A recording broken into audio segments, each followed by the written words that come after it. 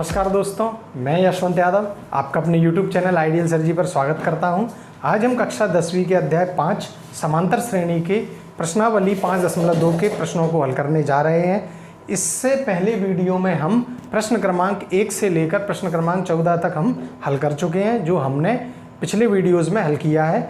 उससे पहले आप एक काम ज़रूर करें, हमारे चैनल आइडियल सर जी को सब्सक्राइब करें, बेल आइकन को दबाएं और जितना हो सके बच्चों के साथ शेयर करें। आइए हम प्रश्नों को हल करना प्रारंभ करते हैं। प्रश्न क्रमांक 15 देखें। प्रश्न क्रमांक 15 में n के किस मान के लिए दोनों श्रेणियों, दो आपको श्रेणी दी हैं, पहली है 63, 65, 67 और दूसरी है 3, 10 और 17 के nवें पद बराबर होंगे। ध्यान से देखें, इस प्रश्न में दो श्रेणी आपको दी हुई हैं। मैं यहाँ दोनों श्रेणियों को लिख रहा हूँ। हल देखें प्रश्न क्रमांक 15 का। पहली जो आपकी AP है, यहाँ मैं लिख रहा हूँ फर्स्ट, और ये है आपकी सेकेंड AP। दोनों श्रेणियों के हम लिखें, पहला है आपका 63, 65, 67 और डैश डैश डैश। दूसरी आपकी श्रेणी है 3, 10, 17 और डैश डैश डैश। वो कह रहा है आपसे कि n का वो कौन सा मान होगा जिसमें वो nवें ही पद के बराबर इनके मान आ जाए। तो देखें, पहले हम जो पहली श्रेणी है वहाँ से a का मान देखें, 63 है, और जो आपका d का मान है वो आप 65 में से 63 को घटाएंगे, कितना आ जाएगा 2, और n हमको इसमें निकालना है।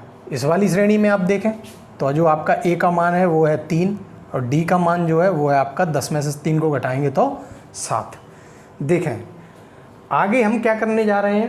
पहले तो हम इनके an, यानी वो कह रहा है आपके nवें पद बराबर होंगे, यानी इसका nवां पद आपका क्या होगा an हम निकाल लें। आपका क्या होता है an, a plus n minus 1 गुणा d।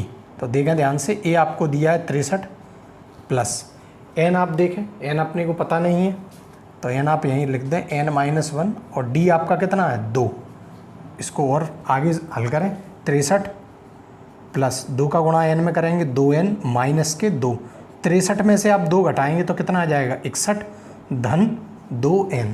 तो ये जो पहली AP है उसका जो an है, यानी इसको मैं नाम दे रहा हूँ an1, यानी पहली AP है, इसलिए an1 का मान कितना आ गया है 61 प्लस 2n। दूसरी आपकी जो AP है इसको मैंने माना an2, ठीक है। इसका भी सूत्र वही है, a प्लस n माइनस 1 गुणा d। रखें इसको, a का मान रखें 3 और n माइनस 1, n हमको निकालना है, ये d। 3 प्लस d का मान यहाँ कितना है 7, तो 7 रख दें यहाँ। 7 का गुणा करें n में, 7n माइनस के 7। देखें ध्यान से, 3 प्लस 7n माइनस 7, 3 माइनस 7 करें तो ये आ जाएगा माइनस के 4 प्लस के 7n। ध्यान से देखें, an1 ये आ गया है और an2 ये आ गया है। वो कह रहा है कि nवें पद, तो पहली श्रेणी का nवां पद ये है और दूसरी श्रेणी का nवां पद ये है। बोल क्या रहा है आपसे कि वो कब बराबर होंगे, तो पहले बराबर करके देखते हैं। यानी an1 बराबर आपका an2, ये कंडीशन है। इसमें आप अपनी समीकरणों को रखें, 61 प्लस 2n बराबर माइनस के 4 प्लस 7n। हमने इन दोनों को बराबर कर दिया है। यहाँ से देखें 2n ये है और ये 7n है, तो इसको इधर लेके आएँ तो माइनस के 7n, यहाँ माइनस 4 है, इधर आप 61 को लेके जाएँ तो ये कितना हो जाएगा आपका माइनस के 61। 2n माइनस के 7n कितना हो जाएगा आपका माइनस के 5n बराबर माइनस के 4 और माइनस के 61 कितने हो गए माइनस के 65। माइनस से आपका माइनस कट जाएगा। यहाँ आप देखें n का मान कितना आ जाएगा, इस 5 का भाग दे देंगे तो 5 एकम 5 और 5 तिया 15। तो n का मान आपका कितना निकल रहा है 13। यानी इस AP और इस AP, ये दोनों श्रेणियों में जो आपका nवां पद निकलेगा, तो पहली श्रेणी का nवां पद ये है, दूसरी श्रेणी का nवां पद ये है, तो ये कब बराबर होंगे, बोले जब n का मान 13 आएगा तब इन दोनों श्रेणियों का nवां पद बराबर हो जाएगा। ठीक है। तो दूसरा अगला जो प्रश्न है अपना वो है प्रश्न क्रमांक 16। तो ध्यान से देखें प्रश्न क्रमांक 16 को। उससे पहले हमारे चैनल आइडियल सर जी को आप सब्सक्राइब जरूर करें, शेयर करें, जितने हो सके अपने दोस्तों के साथ शेयर अवश्य करें। अगला प्रश्न देखें प्रश्न क्रमांक 16। वह AP ज्ञात कीजिए जिसका तीसरा पद 16 है। वो कह रहा है आपसे कि उस AP को अपने को निकालना है जिसका तीसरा पद कितना दिया है 16 है। तो वो अपने लिख देते हैं यहाँ, जिसका तीसरा पद 16 है, यानी A3 आपको क्या दिया है 16। ठीक है, दूसरा देखें, और सातवां पद पांचवें पद से 12 ज़्यादा है। सातवां पद पांचवें पद से 12 ज़्यादा है, तो पहले लिख लो सातवां पद है ये, और बोले किससे, बोले पांचवें पद से 12 ज़्यादा है, तो पांचवें पद में 12 जोड़ दो। ठीक है, इसको और हम हल करें तो A7 और A5 को हम इधर लेके आए तो माइनस के A5 बराबर 12। A7 को हल करें तो क्या आ जाएगा A + 6D, माइनस A5 को हल करें तो A + 4D बराबर 12। ध्यान से देखें, A3 को जो आपका जो पहला दिया है वहाँ से हम क्या लिख सकते हैं इसको, A + 2D बराबर 16। ये मेरी हो गई समीकरण पहला। A प्लस, इसको खोलें, A + 6D minus A - 4D, minus का दोनों में गुणा किया, बराबर 12। A से A आपका कट जाएगा, 6D में से 4D जाएंगे तो ये बचेगा 2D, तो D का मान आपका कितना आ जाएगा, 12 का भाग करेंगे 2 से तो D का मान आ जाएगा आपका 2 × 12, यानी D आपका आ गया 6। इस D को आप क्या करें, समीकरण 1 में रख दें, तो D का मान समीकरण 1 में रखने पर, तो 1 में जैसे ही हम रखेंगे तो क्या आ जाएगा आपका A धन 2 × D, D का मान कितना दिया 6, तो 2 × 12, डायरेक्ट लिख रहा हूँ मैं, 2 का गुणा D में किया यानी 2 × 12 बराबर 16, यानी A का मान आपका कितना आ गया 16 - 12 4। A का मान आ गया आपका 4 और D का मान आ गया आपका 6।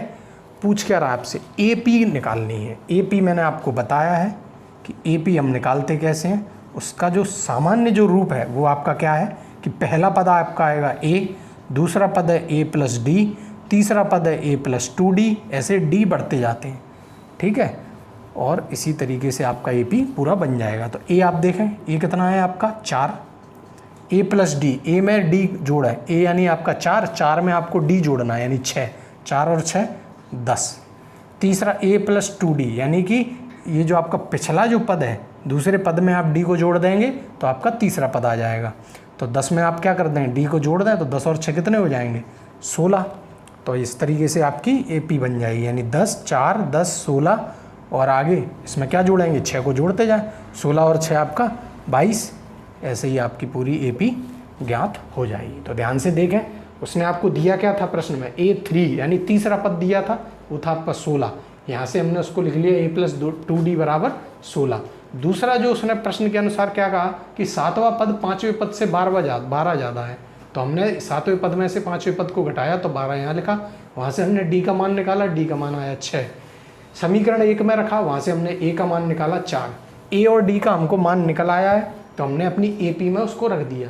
A का मान 4, D जोड़ते जाना है यानी 6, 4 और 6 10, 10 में फिर 6 जोड़ेंगे तो 16, 16 में फिर 6 जोड़ेंगे तो 22। इस तरह हमारा प्रश्न क्रमांक 16 भी संपूर्ण यानी कि पूरा हुआ। आप सब्सक्राइब करते चलें। प्रश्न क्रमांक 16 को देखें, हल हो चुका है, 17 को हल करें। देखें 17 बड़ा ही आसान है। AP आपको दी है 3, 8 और 13, डैश डैश डैश कहाँ तक है, यानी कि जो उसका nवां पद है वो है आपका 253 में अंतिम पद से 20वां पद ज्ञात करना है। वो आपसे क्या कह रहा है कि इस AP में, मैं यहाँ लिख रहा हूँ AP कौन सी है, 3, 8, 13 और कॉमा डैश डैश डैश, अंतिम पद क्या है 253 में अंतिम पद से, यानी यहाँ से करना है हमें। ध्यान से देखें इस AP को। अब वो आपसे ये नहीं कह रहा है कि इधर से, वो कह रहा है अंतिम पद से आपको 20वां पद ज्ञात करना है, यानी 253 उससे पहले इस तरीके से पीछे से अपने को 20वां पद ज्ञात करना है। तो देखें ये मेरा क्या है AN, ठीक है, यानी AN मैं सूत्र में लिख रहा हूँ, A है अपना 3 और यहाँ से यदि मैं D निकालूँ तो D अपना कितना आ जाएगा, 8 में से 3 कितना घटेगा तो क्या आएगा 5।